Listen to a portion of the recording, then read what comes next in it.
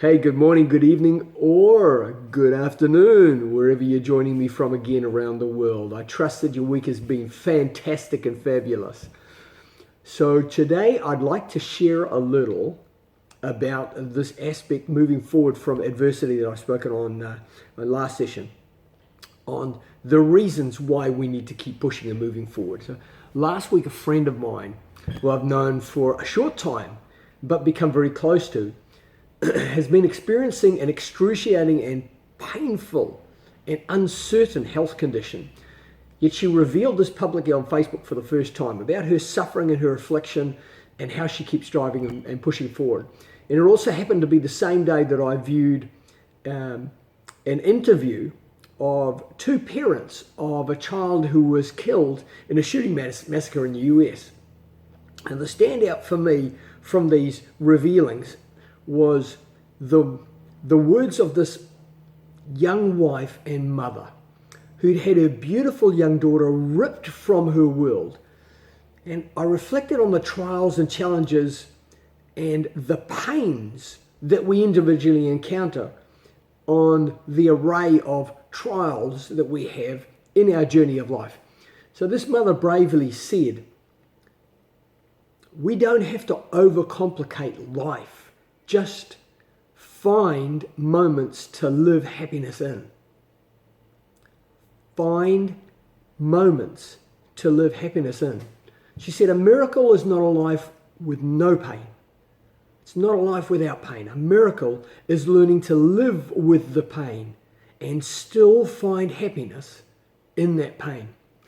Likewise, success in life doesn't mean we're not going to have challenges. Success is not without challenge or failure. Success is learning to embrace the challenge and the failure on the path to achieving worthy goals that will grow us, will develop us, will refine us, will help us to have a greater impact on the world.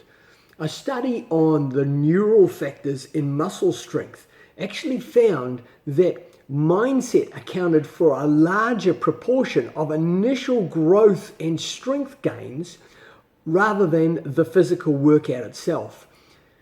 Another reason here is the need for clarity of vision and intent, even in something that you might consider as simple as a workout regimen.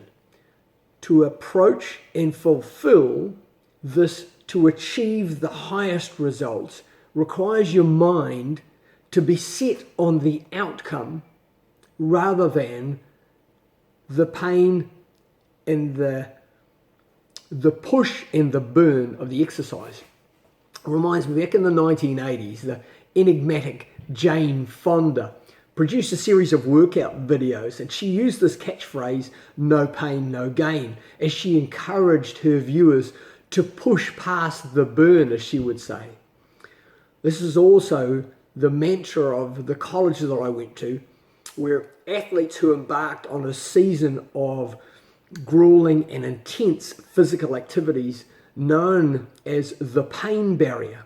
Just as you exercise your body to optimize health and well-being and to realize muscular hypertrophy or gains, so too does your mind, your will, your conviction, your purpose, your resolve, your patience need to be pushed. And at times that means into discomfort, into pain, and even to be broken down so that in the rebuild process you become stronger and achieve gains that you seek and strive for. On one of my trips to New Zealand last year, I visited a mate who was going through chemo for cancer and having experienced personally a radically aggressive treatment protocol. I asked him what it is that he was thinking about as he was enduring his prescribed course. And he said to me, he was just concentrating on getting through it. And I think sometimes that's often how many of us are. We think, I just got to get through this. So I asked him, what end? To what end are you pushing through this? He said, well, I hadn't thought about that. The treatment is tough enough as it is just to get through. And I said to him, mate, you need to have a clear vision of what you want to accomplish after or as a result of this experience, because that's what's going to keep you pushing. The goal isn't to endure pain. The reason we go through challenges and encounters and opportunities masked as situations and problems is not to endure pain. The goal is to focus on what is through the pain. The only way to develop the mind, as with the body, is to challenge it and exercise it through often painful and frustrating and even excruciating experiences that build our capacity to deal with the opportune learning phases that we can encounter from it.